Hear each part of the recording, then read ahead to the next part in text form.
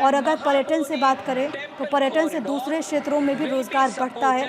और हमने अंतरिम बजट में जो ऐलान किया था, जो निम्नलिखित कदम उठाने का ऐलान कर रहे हैं। बोध गया में हम, बिहार में हम, वहाँ पर जो अध्यात्म की महत्ता जिनकी बहुत ज़्यादा है, वहाँ पर विश्व गया का विष्णुपत्र जो मंदिर है उसका विस्तृत विकास हो सके। गया के जो महाबोधि टेम्पल, महाबोधि मंदिर का भी विकास किया जाएगा और काशी विश्वनाथ मंदिर की तर्ज पर ही इन मंदिरों का भी विकास किया जाएगा, ताकि इन्हें विश्व स्तरीय जो टूरिस्ट डेस्टिनेशन के साथ साथ पर्यटन के अलावा वो वहाँ पर धार्मिक क्षेत्र से भी विकसित हो पाएगा। राजगीर की भी अहम भूमिका रही है हिंदुओं के लिए, बौद्धों के लिए, जैनों के लिए। 20वें तीर्थंकर का जो मंदिर है उसको भी विकसित किया जाएगा। सप्तऋषि जो ब्रह्मकुंड वहाँ पर है, जहाँ पर गर्म पानी का झरना है, उसका भी विस्तृत विकास किया जाएगा। राजगीर का विकास अगर हम करेंगे, ये भी हमारी योजना है। हमारी सरकार नालंदा का विकास करने में भी लगातार काम करे, पर्यटन के क्षेत्र में भी उसका विकास हो सके, हम इसमें मदद करेंगे। नालंदा यूनिवर्सिटी को भी उसका ऐतिहासिक स्वर्णिम स्तर हासिल हो सके, ये हम सुनिश्चित करेंगे। उड़ीसा की भी जो खूबसूरती है, उड़ीसा की जो भी खूबसूरती है, वहाँ की जो तस्वीरें हैं, वहाँ के जो मंदिर हैं, जो वहाँ के वाइल्ड लाइफ सेंचुरीज हैं, जो वहाँ की समुद्र तट हैं, वो भी पर्यावरण के लिहाज से काफ़ी अच्छे हो सकते हैं। उनको भी विकसित करने के लिए हमारी सरकार मदद करेगी, उड़ीसा सरकार की। 8वीं प्राथमिकता की अगर हम बात करें तो इनोवेशन यानी कि नवाचार, रिसर्च और डेवलपमेंट की अगर हम बात करें, हम अनुसंधान नेशनल रिसर्च फंड को हम लागू करेंगे इसके लिए, ताकि जो बुनियादी रिसर्च है वो आगे बढ़ सके। और हम इसके अलावा हम ऐसा तंत्र विकसित करना चाहेंगे ताकि जो निजी क्षेत्र के द्वारा निर्धारित रिसर्च है वो हो सके।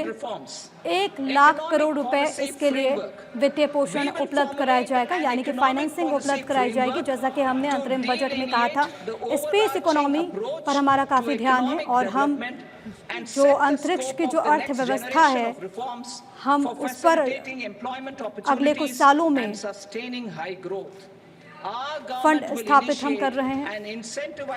9वीं प्राथमिकता की अगर हम बात करें तो अगले चरण की अगली पीढ़ी के जो सुधार हैं, वो आर्थिक ढांचे को हम बेहतर करना चाहते हैं। हम आर्थिक नीति का जो ढांचा है उसको हम बढ़ाना चाहते हैं, ताकि हम आर्थिक विकास की दिशा में आगे बढ़ सके और हमारी जो अगली पीढ़ी है, जो सुधार है, वो हम लागू कर सके, ताकि रोजगार के मौके बढ़े और हमारा विकास काफ़ी तेज़ी के साथ बढ़ सके।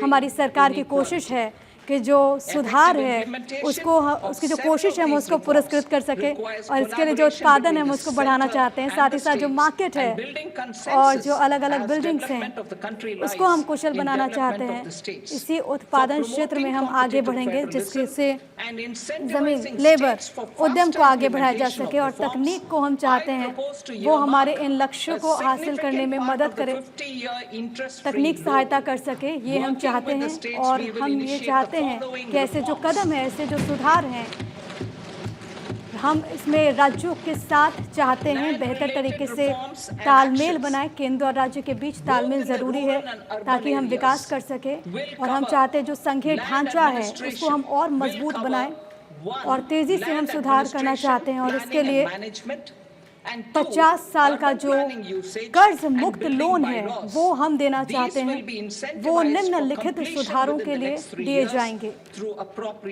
हम राज्यों के साथ बेहतर करना चाहते हैं। ज़मीन से जुड़े हुए जो सुधार हैं उसको लेकर हम कदम बढ़ाना चाहते हैं, चाहे वो ग्रामीण इलाके हों, शहरी इलाके हों।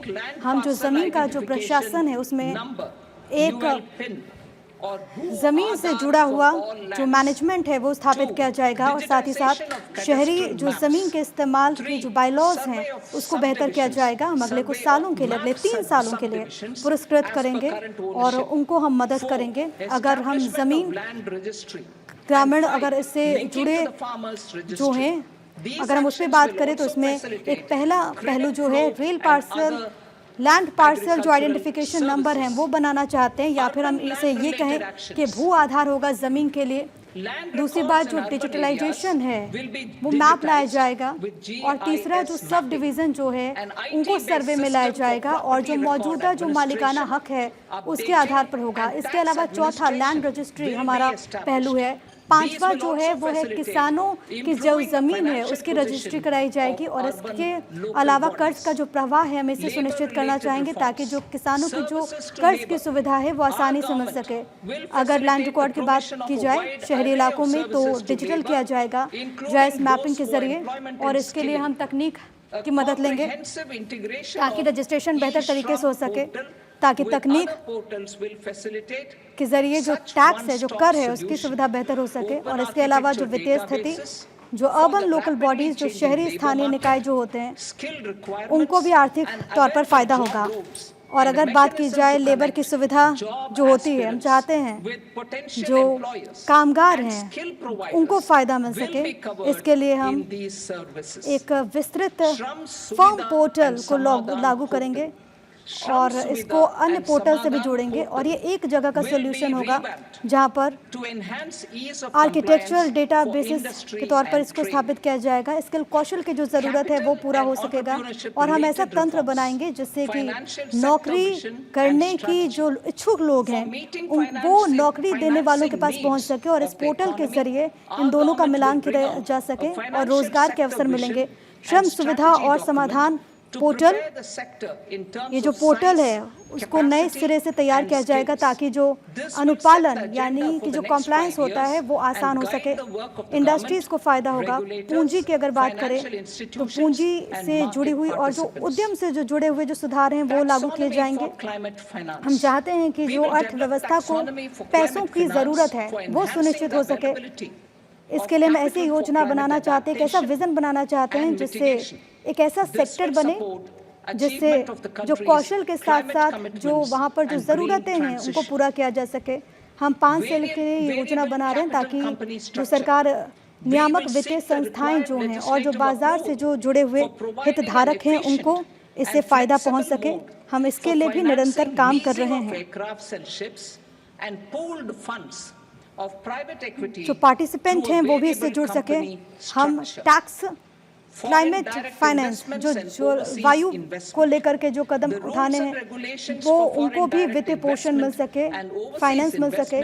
ये योजना बनाई जाएगी ताकि हमारी कोशिश ये है कि जलवायु परिवर्तन को लेकर जो हमारी चिंताएं हैं, जो कमिटमेंट किया हुआ है, हम उन लक्ष्यों को हासिल कर सके। कंपनी के स्ट्रक्चर को अगर हम बदलाव की बात करें तो इसमें हम जो विधायी ज़रूरतें जो हैं ताकि हमें एक कुशल और लचीला तरीका अपना सके, ताकि हम एक ऐसा फंड उपलब्ध करा सके जिसमें अलग अलग कंपनियों को फ़ायदा मिल सकेगा।